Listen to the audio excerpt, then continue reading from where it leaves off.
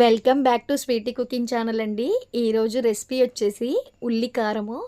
ఒక్కసారి ఈ పచ్చడి చేసుకొని చూడండి, అస్సలు ప్రతి ఒక్క ముద్ద కూడా ఈ పచ్చడితోనే తింటారు. చాలా రుచిగా ఉంటుంది. మనం ఇంట్లో ఎలాంటి కూరగాయలు లేనప్పుడు ఈ పచ్చడి చేసి పెట్టండి. చిన్నవాళ్ళు పెద్దవాళ్ళు కూడా భలే ఇష్టంగా తింటారండి. ఒక్కసారి రుచి చూసారంటే అస్సలు వదిలిపెట్టరు.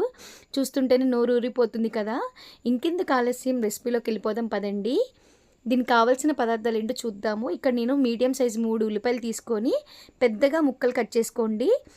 అవన్నీ పోపు దినుసులండి. ఆవాలు, జీలకర్ర, ఎండుమిరపకాయలు, వెల్లిపాయలు, మినపప్పు, శనగపప్పు, కరివేపాకు. ఇప్పుడు ఒక మిక్సీ జార్ తీసేసుకొని ఉల్లిపాయలన్నీ వేసేసుకోవాలి ముక్కలు.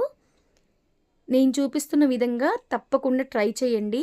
మీకు తప్పకుండా చాలా మంచి రుచితో ఈ పచ్చడి అనేది చాలా రుచిగా ఉంటుంది. ఇక్కడ కారం వచ్చేసి నేను 4 టేబుల్ స్పూన్స్ వేసుకుంటున్నాను. ఇదే స్పూన్తో. ఉప్పు వచ్చేసి 2 టేబుల్ స్పూన్స్ వేసుకుంటున్నాను. ఇందులో జీలకర్ర అండి 1 టేబుల్ స్పూన్ ఉంటుంది. ఒక 6-7 వెల్లుల్లిపాయలు పొట్టు తీసి వేసుకోండి. ఇప్పుడు దీన్ని మిక్సీ పట్టుకోవాలి. చూసారు కదా, ఈ మాదిరిగా మిక్సీ పట్టుకోవాలి. అక్కడక్కడ ఉల్లిపాయ ముక్కలు అనేవి కొంచెం ఉండాలండి. అప్పుడే మనం తినేటప్పుడు తెలుస్తుంది. ఇప్పుడు ఒక్కసారి రుచి చూసుకోండి. ఒకవేళ ఉప్పు తగ్గితే వేసుకోండి. నాకు తగ్గింది కాబట్టి వేసుకున్నాను. ఉప్పు కారం కూడా అడ్జస్ట్ చేసుకోవచ్చు మీరు. ఈ విధంగా కలిపేసి ఇప్పుడు పక్కకు పెట్టేసుకోండి. ఇప్పుడు పోపు వేసుకోవడానికి స్టవ్ వెలిగించుకొని కళాయి అనేది పెట్టేసుకుందాము. చాలా రుచిగా ఉంటుందండి. ఈ విధంగా ఒక్కసారి ట్రై చేయండి. చాలా చాలా రుచిగా వస్తుంది. ఇక్కడ 3 టేబుల్ స్పూన్స్ దాకా ఉంటుంది ఆయిల్ అనేది వేసేసుకున్నాను. ఆయిల్ మంచిగా వేడెక్కిన తర్వాత జీలకర్ర ఒక 1/2 టేబుల్ స్పూను, ఆవాలు 1/2 టేబుల్ స్పూన్ వేసుకొని అవి కొంచెం చిటపటానాలి. ఎండుమిరపకాయలు 3 తుంచి వేసుకోండి.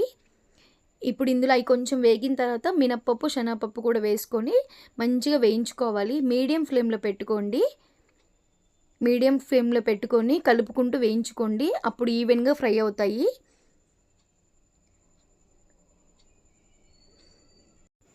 ఒక్కసారి తిన్నారంటే మళ్ళీ మళ్ళీ చేసుకొని తినాలనిపిస్తూ ఉంటుంది. అంత రుచిగా ఉంటుంది. మీకు కావాలంటే ఫస్ట్ కొంచెమే చేసుకోండి. తర్వాత రుచి చూస్తే ఇంకెక్కువ చేసుకొని స్టోర్ చేసుకుంటారు కూడా మీరు.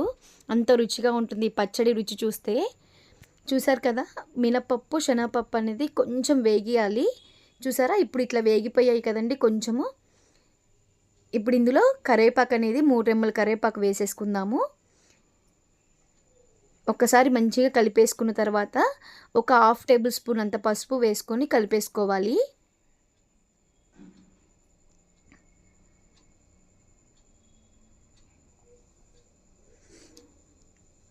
ఇప్పుడు ఇలా కలిపేసుకున్నాం కదండి. ఇప్పుడు సిమ్లో పెట్టేసుకోండి. మనం మిక్సీ పట్టుకున్న కారం ఉంది కదా, ఉల్లి కారము, అది ఇందులో వేసేసుకోవాలి. ఇప్పటి నుంచి మొత్తము స్లో ఫ్లేమ్లోనే పెట్టుకొని మంచిగా వేయించుకోవాలి. ఆయిల్లో ఎంత వేగితే అంత రుచిగా ఉంటుంది. ఉల్లికారం రెసిపీ అనేది చాలా చాలా టేస్టీగా వస్తుంది. మనం అంతా వేయించే దాంట్లోనే ఉంటుందండి. అస్సలు మీడియం ఫ్లేమ్ అస్సలు పెట్టద్దు. లో ఫ్లేమ్లోనే పెట్టేసుకొని మంచిగా దగ్గరే ఉండి కలుపుకుంటూ వేయించుకోండి. నేను చూపిస్తున్న విధంగా కలుపుకుంటూ వేయించుకోండి.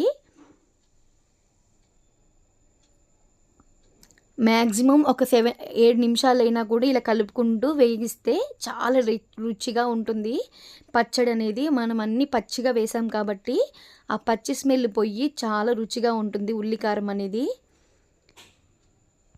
ఒక్కసారి ఈ విధంగా ట్రై చేసి చూడండి. చాలా చాలా రుచిగా ఉంటుంది. ఈ ఆయిల్ అనేది మనకు కొంచెం పైకి అనేది వచ్చేదాకా వేయించుకుంటే సరిపోతుంది.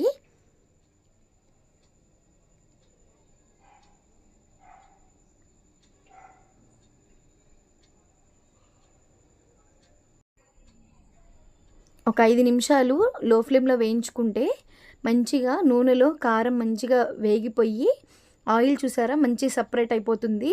ఇంకొక 2 నిమిషాలు అయితే సరిపోతుందండి. ఎంతో టేస్టీగా ఉండే ఉల్లికారం రెసిపీ చాలా చాలా రుచిగా ఉంటుంది.